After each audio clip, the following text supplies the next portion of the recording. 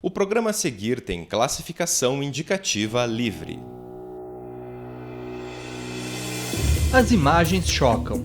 A água arrasta pessoas, carros e até parte de casas. E quando a enchente passa, ficam os estragos, a lama para limpar, os móveis no lixo, animais e pessoas mortas, e uma vida inteira a ser reconstruída, muitas vezes do zero. As enchentes são notícia frequente no Brasil. Ora deixam desabrigados no sul, ora no sudeste, ora causam estrago no norte do país.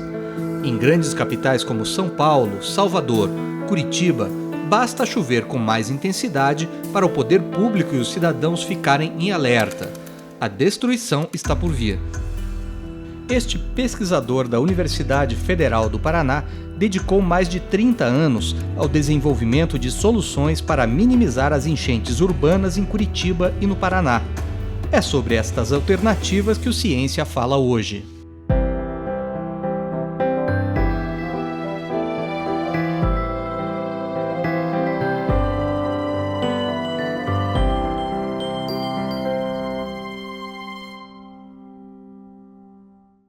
De 2008 a 2012, 1.400.000 brasileiros ficaram desabrigados por conta de enchentes. Um problema que atingiu quase 30% das cidades do país neste período, especialmente nas regiões sul e sudeste. Os dados são do IBGE e mostram a extensão e a gravidade das enchentes no Brasil. Prédios, calçadas, asfalto, concreto, telhados de todos os tipos e tamanhos. Basta uma chuva forte e rápida depois de um dia quente para causar problemas. Isto porque a água não é absorvida pelo solo, que foi impermeabilizado pelo homem. E nem sempre as galerias pluviais dão conta da quantidade de chuva. São mais afetas a essas enchentes urbanas a questão das chuvas de convecção térmica, as chuvas ditas chuvas de verão.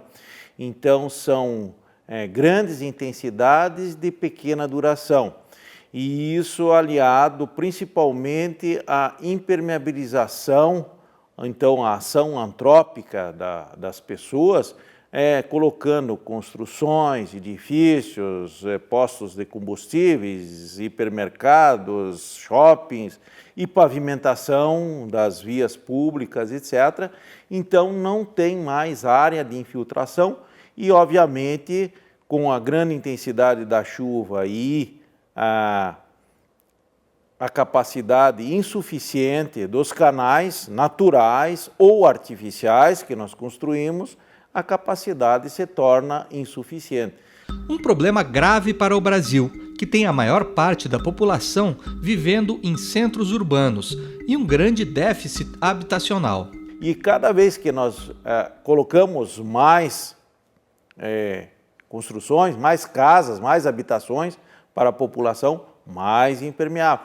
Nós pavimentamos mais 2, 3 ruas, nós colocamos mais 2.000 casas, são mais 2.000 telhados e assim por diante. Então, nesses locais onde tem grande aglomeração, isso também não foge a nível internacional. Nós vemos aonde tem grandes concentrações de população, tem também problemas de enchentes urbanas. Então, se nós vamos ao continente europeu, ou ao continente norte-americano ou asiático, você encontra poucas grandes aglomerações e está mais distribuído. O professor Roberto Fendrich, do Departamento de Hidráulica e Saneamento da Universidade Federal do Paraná, estuda há mais de 30 anos formas de reduzir as enchentes.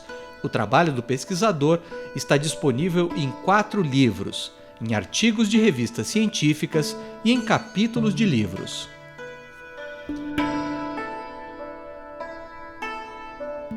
Inicialmente, a preocupação era determinar equações de chuvas intensas para dimensionar corretamente obras hidráulicas de drenagem no Paraná. O estado do Paraná é bastante privilegiado porque tem as equações de chuvas intensas que permitem o dimensionamento adequado das obras convencionais da parte de drenagem das águas pluviais e tem agora, a partir de dezembro do ano passado, essa nova publicação, que é o coeficiente de detenção, então, em todos os municípios do estado do Paraná.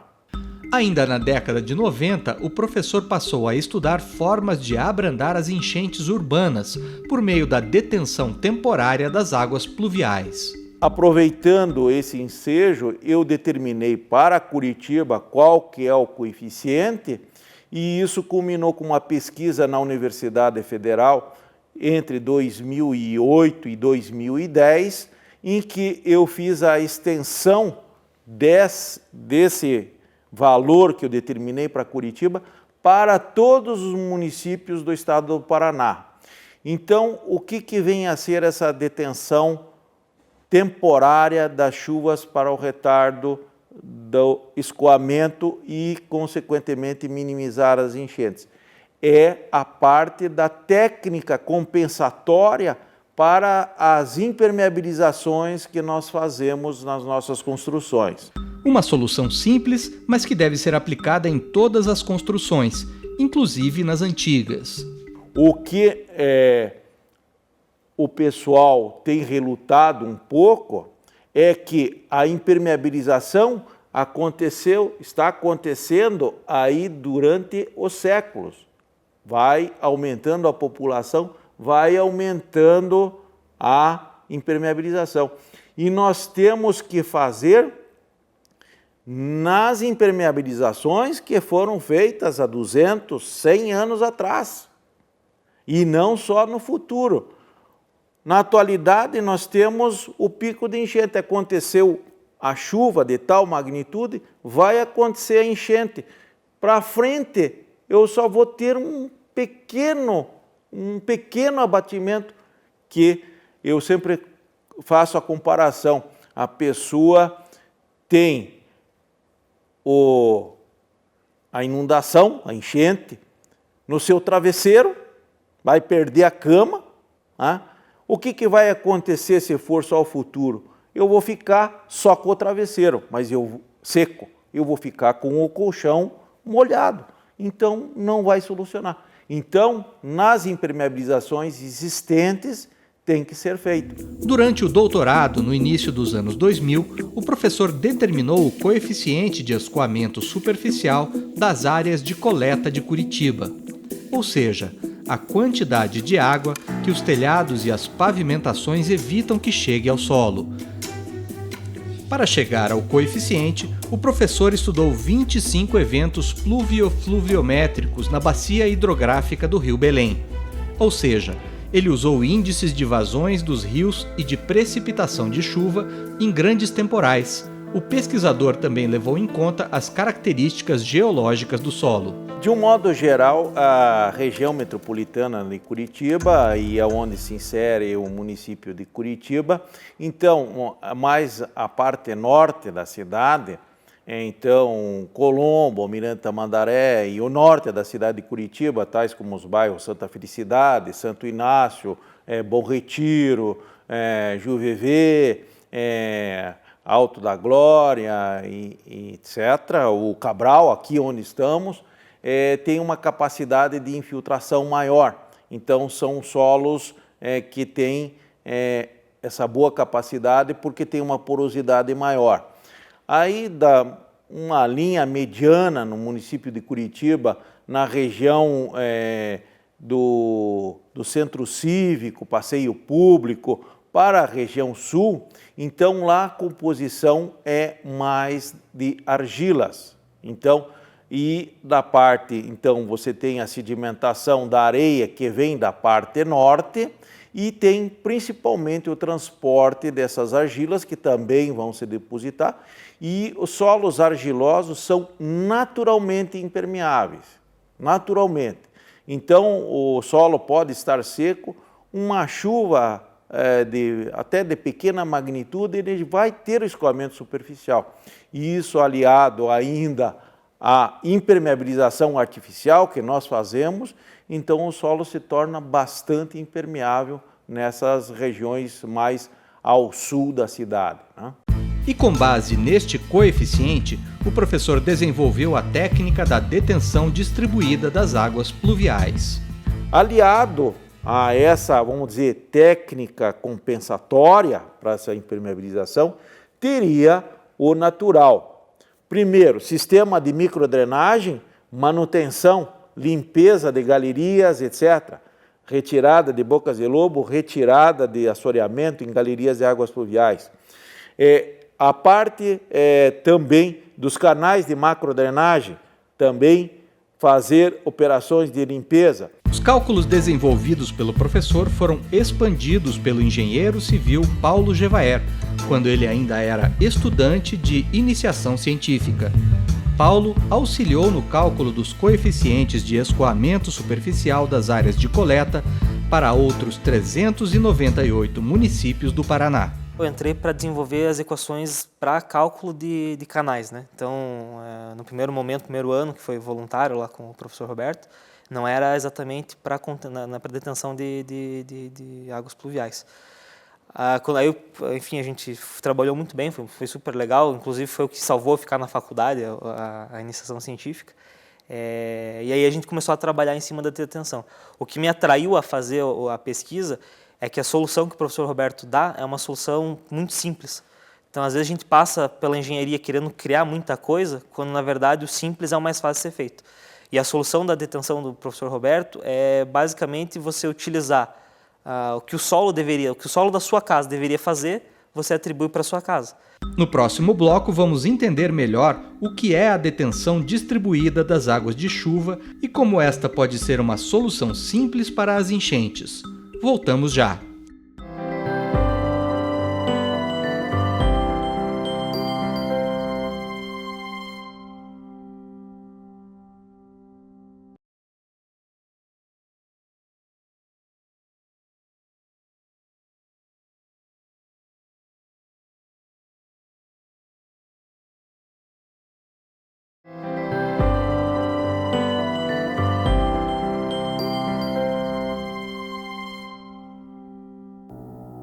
O telhado de uma casa evita que a chuva atinja o solo. Assim, em um temporal, a água que deveria ser absorvida pela terra acaba nas galerias pluviais. O ideal seria que esta casa recolhesse a água da chuva em um reservatório de 2.000 litros, ajudando no combate das enchentes. Em uma grande cidade com milhões de telhados, milhares de quilômetros de asfalto e de calçada, milhões de litros de água da chuva deixam de infiltrar no solo e sobrecarregam as galerias, canais de macrodrenagem e os rios urbanos. Para piorar a situação, há bocas de lobo entupidas, assoreamentos em rios e despejo de lixos nestes locais. Os resultados da conta são as enchentes que destroem casas e causam pânico na população, especialmente em bairros mais baixos e próximos de rios. Uma das soluções propostas para a região metropolitana de São Paulo para tentar resolver este problema foi o chamado piscinão. Este é o nome popular para um sistema de detenção concentrada da água, que se acumula nestes espaços quando chove muito, supostamente evitando estragos na cidade. Lá estão previstos 149 piscinões e 37 milhões de metros cúbicos de água. Mas se você pegar e olhar, o assoreamento, ou seja, o transporte de terra, areia, argila, e ainda com consequências ainda de saúde pública, que tem esgotos irregulares e lixo sendo lançado na malha hidrográfica, então entulha totalmente, ou seja, é ineficiência total. Os pesquisadores da UFPR conseguiram comprovar que o sistema tem falhas e custa caro em médio e longo prazo. Então, se não tiver um plano rigoroso de operação e manutenção desses piscinões, é melhor não fazê-los. Sem manutenção constante, os piscinões deixam de cumprir o seu papel e os milhões de gastos nas obras ficam sem utilidade. A gente estudou muito essa questão de que com os piscinões, inicialmente eles até fazem a detenção. Você consegue no primeiro momento fazer essa detenção das águas pluviais. O problema é que você vai ter custo depois de manutenção muito alto. E num estado que já é, não só o Paraná, mas todos os estados estão praticamente falidos, a tua prioridade passa a não ser mais essa. Você tem outras prioridades como saúde e educação, que você acaba investindo mais, e aí essas soluções elas acabam sendo muito caras a longo prazo, ou médio prazo até, porque na verdade você faz a instalação e ali 1 ou 2 anos depois ele já está assoreado, ele já não é mais o piscinão, ele já não é mais nada. Na verdade ele é um cúmulo de barro e lodo, enfim, que para você retirar vai ter um custo muito alto. A pesquisa traz muito isso, né? A questão é mais econômica mesmo para você fazer a manutenção. De cada um faz a sua manutenção, do que para o Estado ter que fazer uma manutenção de um piscinão que você vai ter muito trabalho e assim, você vai ter que fazer uma vez, dali a 6 meses tem que fazer de novo, dali a 6 meses vai ter que fazer de novo. Então a solução ela fica muito cara por causa disso. E aí já não vejo como uma solução boa para o Estado mesmo. Você acaba tendo que gastar muito dinheiro e não vai ter resultado. Para os pesquisadores, a alternativa seria um sistema de detenção distribuída da água. Em outras palavras, cada casa, shopping, supermercado ou região asfaltada deveria recolher em reservatórios a chuva que seria absorvida pelo solo, caso ele não estivesse impermeabilizado pela construção. Então, se cada um fizer o seu pouquinho, né, em função daquilo que o solo onde você mora deveria estar fazendo e você ocupou, né, era da natureza e a gente está ocupando, a solução do professor Roberto diz que se você fizer aquele pouquinho e cada um fizer o seu e todo mundo se ajudar, a solução é óbvia, né? Você acaba resolvendo o problema de uma maneira muito simples, que todo mundo vai fazer a sua parte. O solo faria, a gente está ocupando o lugar dele e a solução é essa. O tamanho do reservatório de cada imóvel dependeria da área impermeabilizada e das chuvas de cada região. Uma casa com 100 metros quadrados de telhado em Curitiba, por exemplo, deveria ter um reservatório de águas pluviais de 2.000 litros. E esta água poderia ser usada para fins não potáveis. Por que não lavar calçadas, molhar as flores, lavar o carro ou pode ser dada a descarga no vaso sanitário, ok? Não pode ter contato humano, isso a gente deixa bem claro. Então, não é para ingerir, não é para lavar louça, não é para lavar roupa porque tem contato. Então, é para usos não potáveis. O uso da água da chuva para lavar calçadas e para a descarga, por exemplo, gera economia na conta de água. De acordo com os cálculos do professor, o dono de uma casa de 51 metros quadrados levaria de 5 a 6 anos para ter o retorno do investimento de um reservatório de 1.000 litros. E lembrando que o reservatório ajudaria a evitar as enchentes urbanas. Mas para a ideia dar certo, é preciso de trabalho conjunto da população com o poder público. São reservatórios pequenos, vamos dizer, nós teríamos aqui um reservatório menor, ou na nossa casa, ou no condomínio, etc. O sistema parece simples, mas determinar o tamanho do reservatório para cada construção e para cada cidade exige a aplicação do coeficiente de escoamento superficial das áreas de coleta do município. Eles estão disponíveis neste livro. A gente determina qual que é a capacidade de captação de água do solo, né? Com esse coeficiente você calcula o volume pela área do teu telhado, pela área do telhado, enfim, pela área impermeabilizada do teu terreno. Então, o volume é igual a esse coeficiente vezes a área que está impermeabilizada do terreno. O cálculo basicamente é esse. Aí você vai ter o volume que você teria que armazenar em função da chuva, para que não ocorram enchentes, né, naquelas localidades. Uma equação que foi determinada para cada um dos 399 municípios do Paraná, levando em conta o histórico de chuvas e as características geológicas de cada região. A partir do momento que você tem esse coeficiente, eu passei a estudar todo o Paraná, então todos os compartimentos geológicos do estado do Paraná.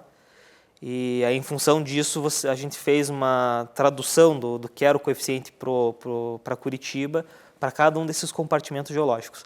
E aí, onde as cidades estão localizadas, né, dependendo do compartimento geológico daquela cidade, você já tem o coeficiente lá disposto agora no livro, é só pegar o coeficiente e multiplicar pela área. Então, basicamente, foi tirar isso que era de Curitiba e trazer para o estado todo, em função de como cada solo funciona dentro do estado do Paraná.